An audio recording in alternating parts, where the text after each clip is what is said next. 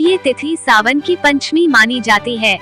सांपों को शीतलता देने के लिए उन्होंने उनके शरीर पर दूध की धार डाली थी। तब नागू ने आस्तिक मुनि से कहा कि पंचमी को जो भी उनकी पूजा करेगा उसे कभी भी नागदंश का भय नहीं रहेगा। तभी से श्रावण मास की शुक्ल पक्ष की पंचमी तिथि को नाग पंचमी मनाई जाती है। नाग पंचमी सनातन धर्म का एक विशेष त्योहार है, जिसे हर कोई बेहद श्रद्धा और आस्था के साथ मनाता है। ये पर्व नाग देवता को समर्पित होता है। इस साल नाग पंचमी 21 अगस्त को यानी आज मनाया जा रहा है। आज के दिन शुभ मुहूर्त में नागों की पूजा करने से विशेष फल की प्राप्ति होती है। नाग पंचमी पूजा का शुभ मुहूर्त सुबह 05:58 से सुबह 08:36 तक रहेगा। दोस्तों, जो भी नाग पंचमी को ये कथा सुनता है, देवों के देव महादेव सारे पाप हर लेते हैं और सारे भय नष्ट हो जाते हैं। दोस्तों, तो आइए आज हम जानेंगे सुनेंगे नाग पंचमी की कथा। नमस्कार दोस्तों, आपका ही चैनल बातें ज्ञान यूट्यूब चैनल में आपका स्वागत है। कृपया चैनल को सब्सक्राइब करें, वीडियो को शेयर करें। धन्यवाद। प्राचीन काल में एक सेठ जी के 7 पुत्र थे। 7 के विवाह हो चुके थे। सबसे छोटे पुत्र की पत्नी श्रेष्ठ चरित्र की विदुषी और सुशील थी, परंतु उसके भाई नहीं था। एक दिन बड़ी बहू ने घर लीपने को पीली मिट्टी लाने के लिए सभी बहुओं को साथ चलने को कहा, तो सभी धलिया और खुरपी लेकर मिट्टी खोदने लगी। तभी वहाँ एक सर्प निकला, जिसे बड़ी बहू खुरपी से मारने लगी। ये देखकर छोटी बहू ने उसे रोकते हुए कहा, मत मारो इसे, ये बेचारा निरपराध है। ये सुनकर बड़ी बहू ने उसे नहीं मारा। तब सर्प एक और जा बैठा। तब छोटी बहू ने उससे कहा, हम अभी लौट कर आती हैं, तुम यहाँ से जाना मत। ये कहकर वह सबके साथ मिट्टी लेकर घर चली गई और वहाँ कामकाज में फंसकर सर्प से जो वादा किया था उसे भूल गई। उसे दूसरे दिन वह बात याद आई, तो सबको साथ लेकर वहाँ पहुँची और सर्प को उस स्थान पर बैठा देखकर बोली, सर्प भैया नमस्कार। सर्प ने कहा, तू भैया कह चुकी है, इसलिए तुझे छोड़ देता हूँ, नहीं तो झूठी बात कहने के कारण तुझे अभी डस लेता। वह बोली, भैया मुझसे भूल हो गई, उसकी क्षमा मांगती हूँ। तब सर्प बोला, अच्छा, तू आज से मेरी बहन हुई और मैं तेरा भाई हुआ, तुझे जो मांगना हो मांग ले। वह बोली, भैया मेरा कोई नहीं है, अच्छा हुआ जो तू मेरा भाई बन गया। कुछ दिन व्यतीत होने पर वह सर्प मनुष्य का रूप रखकर उसके घर आया और बोला कि मेरी बहन को भेज दो। सबने कहा कि इसके तो कोई भाई नहीं था, तो वह बोला, मैं दूर के रिश्ते में इसका भाई हूँ, बचपन में ही बाहर चला गया था।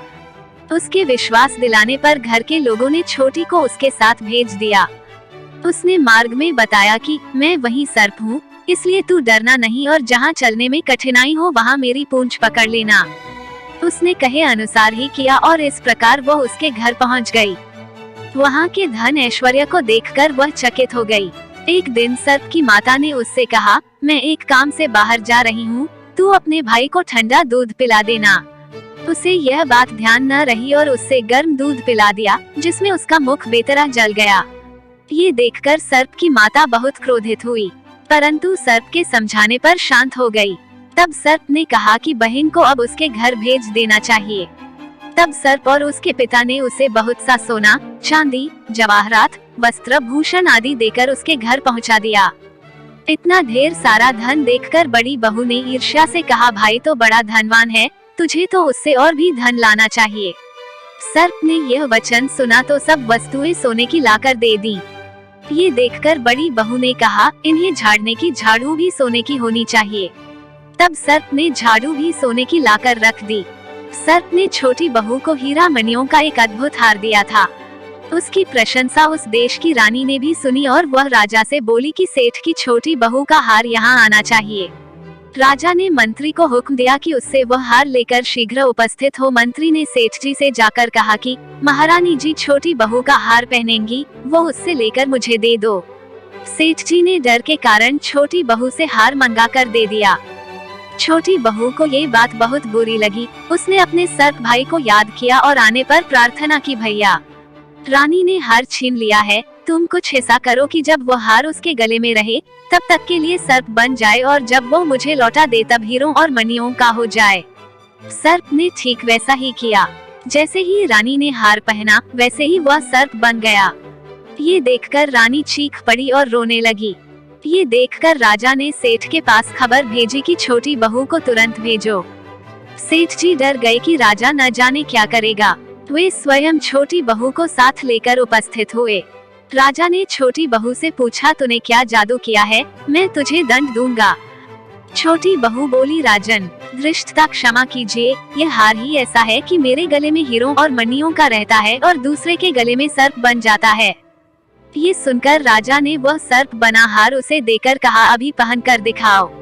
छोटी बहू ने जैसे ही उसे पहना वैसे ही हीरो मणियों का हो गया। ये देखकर राजा को उसकी बात का विश्वास हो गया और उसने प्रसन्न होकर उसे बहुत सी मुद्राएं भी पुरस्कार में दी। छोटी वह अपने हार और इन सहित घर लौट आई। उसके धन को देखकर बड़ी बहू ने ईर्ष्या के कारण उसके पति को सिखाया कि छोटी बहू के पास कहीं से धन आया है।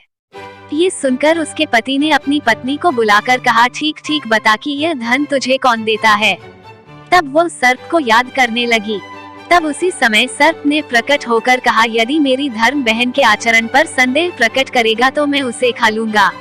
ये सुनकर छोटी बहू का पति बहुत प्रसन्न हुआ और उसने सर्प देवता का बड़ा सत्कार किया। उसी दिन से नागपंचमी का त्योहार मनाया जाता है और स्त्रियां सर्प को भाई मानकर उसकी पूजा करती हैं।